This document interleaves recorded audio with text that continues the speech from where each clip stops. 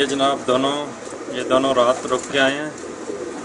कल उड़े थे। ये जो मादी है ये तो मॉर्निंग को सुबह ही आ गई। ये जो है नीला ये आज तकरीबन दूसरे दिन 2:30 बजे आया है, बल्कि 2:35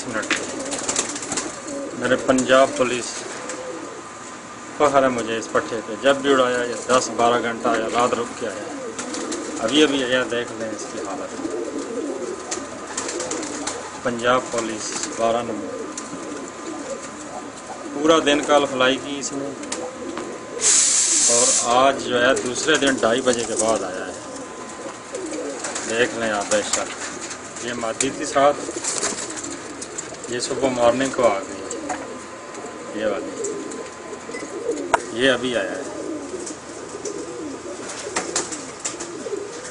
16 तारीख को उड़े थे दोनों जी। और भी थे, वो कोई असर के टाइम आया, कोई मगरब के टाइम आया, कोई दूसरे दिन सुबह। आज 17 तारीख है।